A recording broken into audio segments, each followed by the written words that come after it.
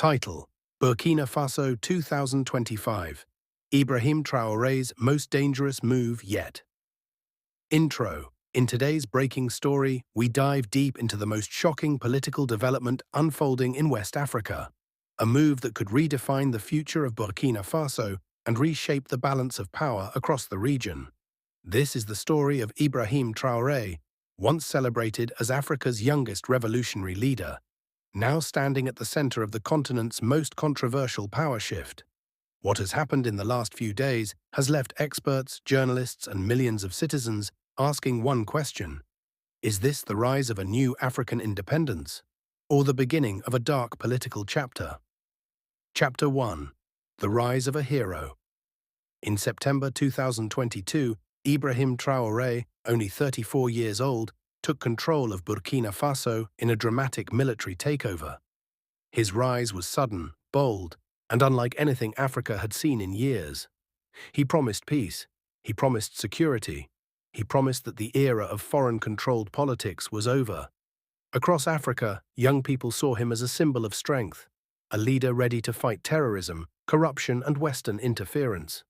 Social media exploded with videos praising him as the African Che Guevara and the new face of anti-neocolonialism. For many, Traoré was not just a leader, he was hope. Chapter 2. The Promise of a New Future. When he assumed power, Traoré made three major commitments. 1. Restore national security and defeat terrorism. 2. Protect Burkina Faso's natural resources from foreign exploitation. 3. Return the country to democratic rule within a short transition period. These promises became the foundation of his legitimacy. People believed him. They trusted that a young soldier with charisma and courage might finally break the cycle of instability. The world watched with curiosity. Africa watched with pride. Chapter 3. The Situation on the Ground. But as months passed, reality shifted. Terrorist attacks continued across rural areas. Thousands of families fled their homes. Villages were destroyed. Humanitarian organizations reported rising violence and increasing displacement. Despite government statements claiming progress, many citizens felt that their lives had not improved. And then came another unexpected twist. The transition to democracy, which was supposed to be short, kept getting delayed. The government asked for more time, then more time again, until finally the transition was extended by 5 additional years. Elections were pushed back to at least 2029. Chapter 4. The Shocking Move of 2025. And now the biggest shock has come. Just days ago, the entire Independent Electoral Commission, known as Cine, was officially dissolved. This is the institution responsible for organizing free and fair elections. It ensures transparency. It guarantees neutrality. It protects the people's right to choose their leaders. But now, it no longer exists. The government announced that future elections will be managed directly by a state ministry. Their justification: high costs, foreign influence, and the need for sovereignty. But critics immediately responded, warning that this move could mark the end of democratic checks and balances in the country. Chapter 5. What this really means. Dissolving the Electoral Commission is not a small administrative change. It is a structural shift with massive consequences. Without an independent election body, the government controls voter registration, election monitoring, ballot counting, certification of results. This means that the same authority running the government will now control how leaders are chosen. Experts fear that this opens the door to manipulation, influence, and possibly a long-term military rule. Chapter 6. The International Reaction. News agencies across the world immediately released statements. Human rights groups raised alarms. Political analysts warned that Burkina Faso could be sliding into authoritarianism. International observers questioned how future elections can be fair without independent oversight. Some African leaders expressed concern privately, while others publicly praised Traoré for standing up against foreign dominance. Chapter 7. Supporters' View. But inside Burkina Faso, thousands of supporters still stand firmly behind Traoré. They argue that dissolving the commission is necessary, claiming that foreign governments were influencing the electoral process. Western organizations were funding political parties. Burkina Faso needed full control over its political future. To them, Traoré is still a hero, the only leader brave enough to challenge foreign powers, especially France, which has historically kept a strong influence in the region. Supporters say, if this is what it takes to protect our sovereignty, then so be it. Chapter 8. Opponents fear. Opponents, however, see a different picture. They fear a transition with no clear end date, democratic institutions weakened, political dissent silenced, power increasingly concentrated in military hands. They warn that a leader who controls both the government and the election system can rule for as long as he wants.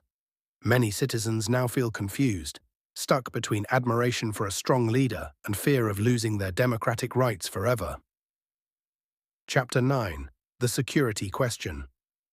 At the heart of everything lies the issue of security. The government argues that terrorism must be defeated before elections can be held. But experts say that delaying elections has not stopped the violence. In fact, some claim that the lack of political stability is making the crisis worse. Many rural communities feel abandoned, caught between terrorist groups and military operations. Mothers, children, and entire families continue to flee from conflict zones.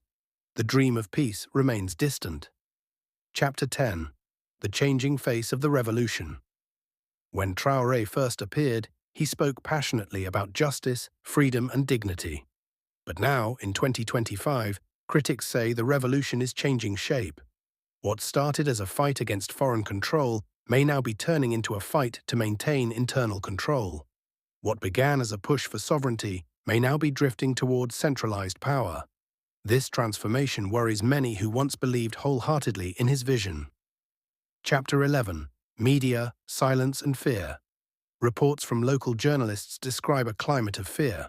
Many say they cannot speak freely. Some claim they have received threats for criticizing the government. Others have disappeared mysteriously. While authorities deny these accusations, the fear is real among the population. At the same time, social media continues to show massive support for Traoré, with millions reposting his speeches and celebrating his anti-colonial stance. Two opposing realities now exist in Burkina Faso, one of admiration and another of silence. Chapter 12. The global impact. Burkina Faso is not just any African country. What happens here sends ripples across the continent. Other nations facing political instability are watching closely. Will Traoré's model inspire a wave of anti-Western, military-led governments?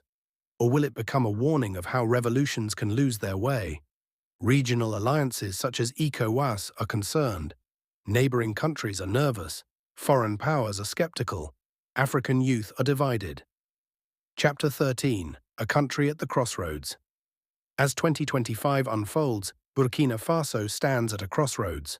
One path leads towards sovereignty, national pride, and a new African identity free from foreign control. The other path leads toward political centralization, weakened democratic institutions, and a potential long-term military rule. The direction the country chooses now will define its future, and the future of millions of people. Chapter 14. The People's Voice. Amid all this chaos, what about the people?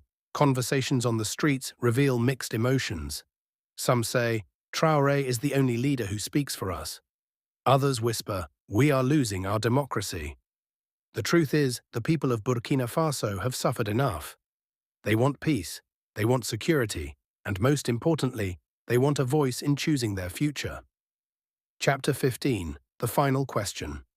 As the world watches this unfolding drama, one question remains. Is Ibrahim Traoré still the revolutionary hero the world believed in? Or has the revolution itself taken a darker turn? Closing. The next months will be crucial. The dissolution of the Independent Electoral Commission may be remembered as either the boldest step toward African sovereignty or the first major step into authoritarian rule. Only time will tell which path Burkina Faso will follow. Until then, the world is watching, the people are waiting, and history is being written. Right now. End.